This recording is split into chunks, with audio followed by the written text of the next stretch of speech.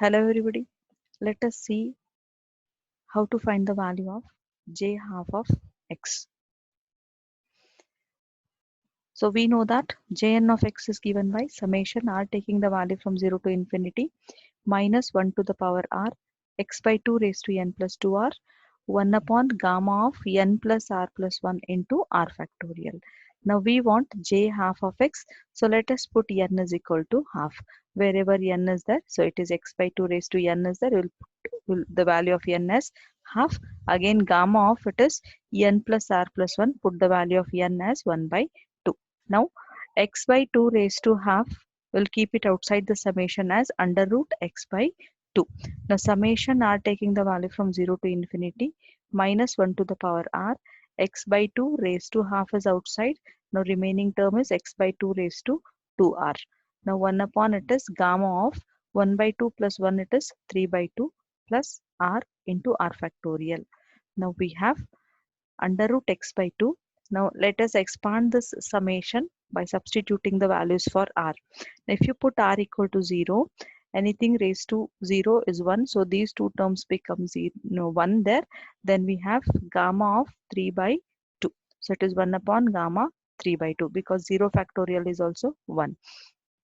When we put r equal to 1, we get minus sign, then x by 2 raised to 2, then gamma of 3 by 2 plus 1, that is 5 by 2, into we have 1 factorial, that is 1 again.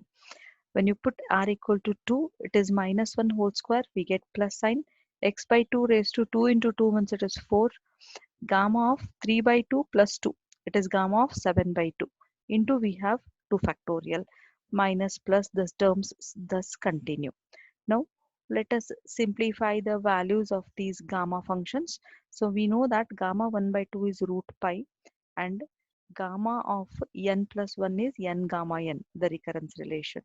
Now gamma 3 by 2 we want, we'll write it as gamma of 1 by 2 plus 1, and using this recurrence relation, gamma 1 by 2 plus 1 can be written as 1 by 2 gamma 1 by 2. Now we know the value of gamma 1 by 2, it is root pi.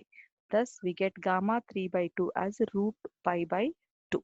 We go for gamma 5 by 2. Gamma 5 by 2 will be written as gamma of 3 by 2 plus 1. Again using recurrence relation, we'll write it as 3 by 2 gamma 3 by 2. We know the value of gamma 3 by 2. We get 3 root pi divided by 4. Similarly, we calculate gamma 7 by 2. We get 15 root pi divided by 8. Now substitute these values in this equation. So j half of x becomes root x by 2. Then 1 upon gamma 3 by 2 is there. So here this is the value of gamma 3 by 2. So we'll substitute its reciprocal, that is 2 divided by root pi minus x square by 4, 1 upon gamma 5 by 2. It is 4 divided by 3 under root pi plus x raised to 4 divided by 2 raised to 4, that is 16. Gamma 7 by 2, its value is 15 root pi by 8. In the denominator it is. So we get 8 divided by 15 root pi. 2 factorial is there, we'll get 2 plus so on the terms continue. So here root pi we can see is common in each of the terms. We'll take it outside and include this under the outside root. So it becomes x divided by 2 pi under the root sign.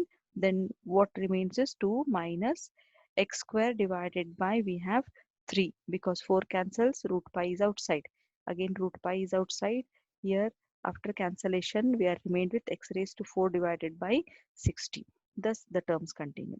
Now let us multiply by 2 by x and divide by 2 by x. So we'll take 2 by x outside. Inside we'll multiply by x by 2. So when you multiply the first term by x by 2, we are remained with x.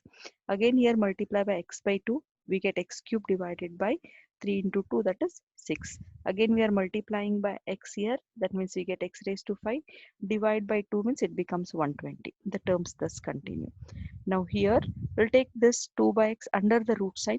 So we'll write it as under root, it is 4 by x square multiplied by this x by 2 pi. Now this series we get it as x minus x cube by 6 is nothing but 3 factorial. 120 is nothing but 5 factorial. Now here one x cancels and 2 cancels, we are remained with under root 2 divided by pi x, and this series is nothing but a sine series. So j half of x is under root 2 by pi x into sine x.